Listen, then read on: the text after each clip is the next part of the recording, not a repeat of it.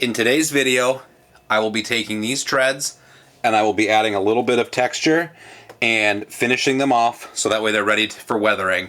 Most of the time, this would involve sanding and doing lots of little detail work with some Bondo and some filler to get these parts nice and smooth. Since these are his treads, I don't think I'm going to spend that much time, and not to mention, I have over 64 of these to do, so I need to find a process that's going to be quick and have a really good look at the end.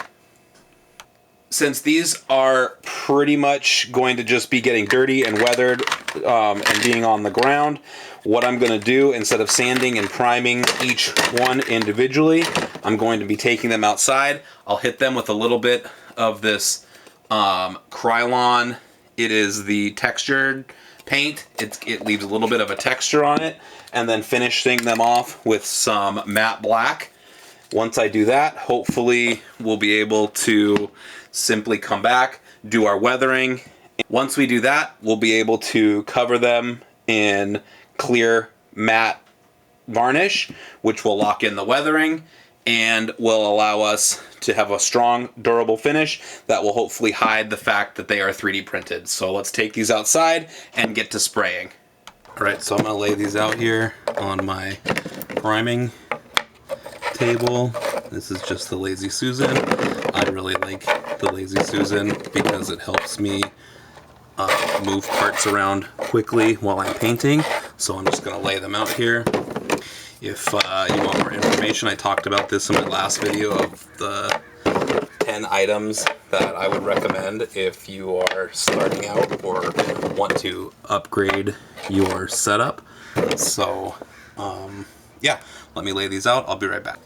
All right, so I'm going to be using the Krylon textured desert sand. Just give it a quick shake. No primer, no filler primer. This is supposed to be fast. Again, I've got 64 of these I need to do. So we're just going to give these a light dusting.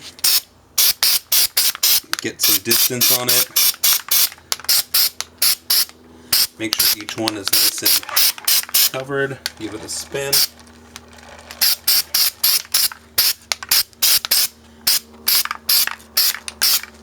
And then that's it. You really want to make sure you want to look at these and make sure that you're getting all of them nice and even.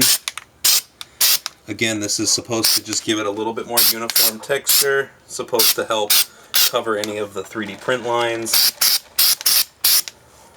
It's not supposed to make them invisible. It's just supposed to make them a little bit more uniform. Again, if we only had a couple of these to do, then I would maybe spend some time and sand each one, but we don't. We have 64 of them to do.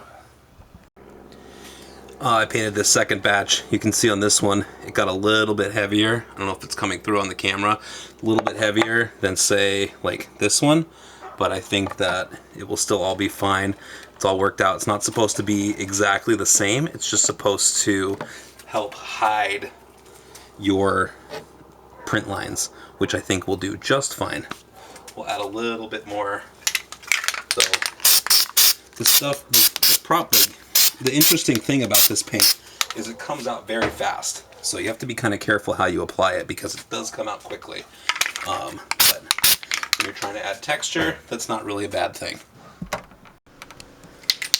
Okay, now we're going to come in with the matte black, and we're going to do matte black over the texture.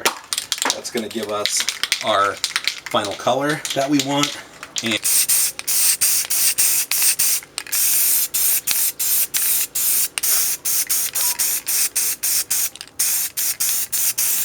so this is actually looking pretty good, I have to say.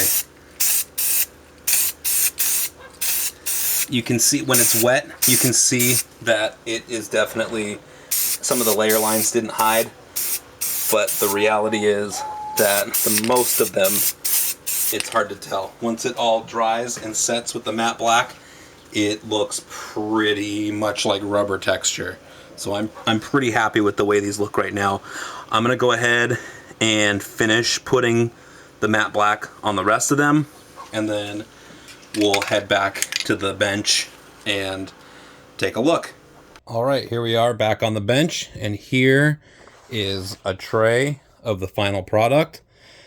Still a little tacky because I'm a little bit impatient, but you can see if you look real close, like, yeah, you can still see the print lines for sure. But the fact that they, from, a little bit of a distance off, it's going to be hard to tell that they're 3D printed. These are going to get attached to the treads. I've already put the inserts all in the back. You can see one of my other previous videos where we put all these together. But I think if we can get a real close-up shot here, the texture looks really good. It looks pretty convincingly as if it were poured from rubber. So these tread pieces here, these grippy parts are indeed TPU. I don't anticipate the paint sticking to that very well. We don't really care about these surfaces because those will be interlocked to where you won't even see them when they're, part of the tank tread. They'll be rubbing against each other and more or less interlocked, so those won't be an issue. So I think it was Henry Ford said that if you have a hard task that you want done quickly, give it to somebody who's lazy, because they'll figure out a way to make it not a difficult task. And instead of trying to sand each one of these for 5 minutes each, let's say 90 seconds each, we've got 64 of them. I'll let you do the math, but there's no way I was going to spend that amount of time on something that's going to be interfacing with the ground. So I think they turned out great.